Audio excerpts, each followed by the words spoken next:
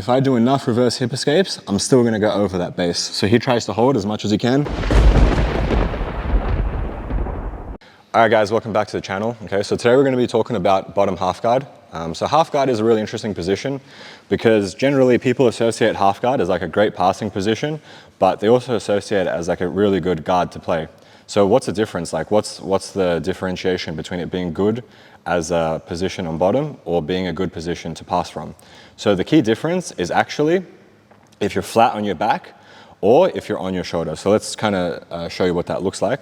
So as you guys know, this is half guard. All right, so now in this position, if I am flat on my back, it's very easy for Paul to cross face me and keep me in this position. All right, this is bad for me. So this is when half guard becomes good on top, when I'm flat on my back.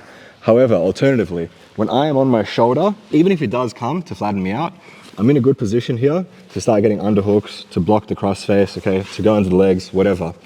So that's the difference, all right? And the way I would put it, the path to heaven in half guard is being on your shoulder, and the path to hell in half guard is being flat on your back. So with that said, let's talk about what some of my favorite attacks are from half guard bottom. So I always like to start half guard with a knee shield. Now you can play like a half knee shield up here in the armpit, all right? You can play like a low one where I prefer to have my legs crossed, okay? Depending on what style of half guard you like to play, okay, you've got the low knee shield, you've got the high knee shield. He's always going to be coming down, all right? But I want to make sure that I have this cross shoulder frame like this, all right? So I have my elbow blocking his collarbone, so if he's really pushing into me, and I have my arm, okay, blocking the other shoulder and collarbone. And now, generally, he's always going to be trying to cross face me, okay? So if he cross faces me, he can start to flatten me out. So I want to make sure that from this position with the cross shoulder frame, you push it in, okay? I have this blocking the cross face. Now I want to make sure there's a key detail here. I'm not just using my hand like this because if he cross faces me, it can like go straight over and I can even hurt my wrist. So I want to make sure that it's like a false grip in gymnastics, they call it, where you're using your wrist, okay, to hold on. And this is a much safer grip, all right? So the first gambit I like to play is I'm in this position, I let them push in, okay?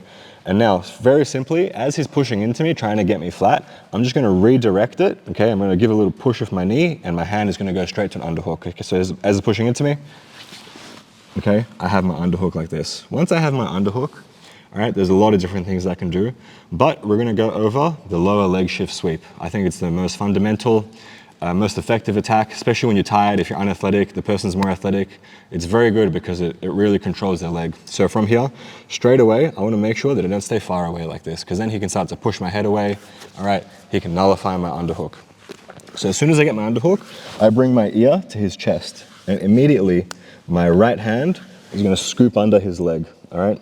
Now, so once we're in this position, we're relatively safe. We can start to off balance him left and right, but to really consolidate, I want to get this lower leg shift motion. Okay, so what I'm gonna do, I'm gonna push his leg with my right leg, my left leg comes on top and hooks his ankle. All right, and now I make that lower leg shift action where I bring his knee over my leg. Now you think you'd get past here, but because I have the underhook, it's very safe. So now from here, I'm going to bring my knees to the roof and plant my legs on the floor, all right? And look how that loaded him up. So even if he's not trying to fall here, he's really trying to stay on top, all right? I still have all his weight, okay? And now from here, it's very simple, very easy, okay, with my feet to start doing a reverse hip escape until his base, okay, starts to fall over me. And now from here, it's very easy to come up, where you either have the option of passing or if I go back to that grip, okay, I can kind of stay on top, I can come out to body lock and keep pressuring from here. So I just want to talk about a little key detail with the lower leg shift. It's very common that people get to this position, all right, and for whatever reason, like it's not tight. So one thing that's really important is I have to be pinching, okay, here with my leg, and my knee has to be facing the roof and my foot on the floor. If my hamstring is not tight and my knee's off the ground, he can just like take it out. There isn't enough pressure here. So if we go back, but when it's pinched on the floor and this knee is like coming up as well, look how much torque I have in his leg. He's really not going anywhere. I really have all his weight, all right? And now, I know what some of you might be asking, what happens from this sweep if he bases with his right hand? If that happens, I can take his back, there's no whizzer. So I push him, I come out, ear to his back, okay? And I can go for a back take, all right? Now, you'll have better opponents who will actually base out, and when you come for the back, put the whizzer in again. In those situations, okay, even if he does base out, okay, I just have to make extra steps with my reverse hip escape leg, okay? So from here, he bases out. He's really trying not to let me fall. But if I do enough reverse hip escapes, I'm still gonna go over that base. So he tries to hold as much as he can. And it's still very difficult, okay, to stay on top. So from this position, like I said, okay, you can stay here. You can even stretch this out. You can get like really nice torque. You can get to your body lock, and you can really kind of tire somebody out here. That's my favorite way to sweep from half guard. I think that's the most effective. Now let's look at a really nice submission that we can do from half guard.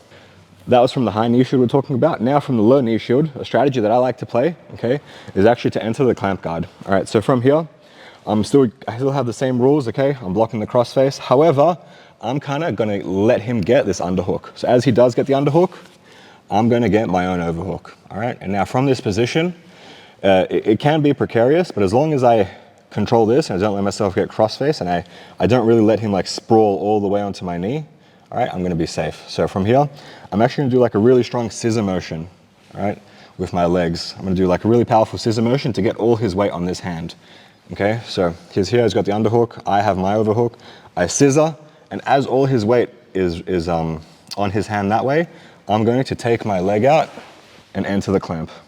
Now, from this position, you have so many options of attack. My favorite is always the triangle.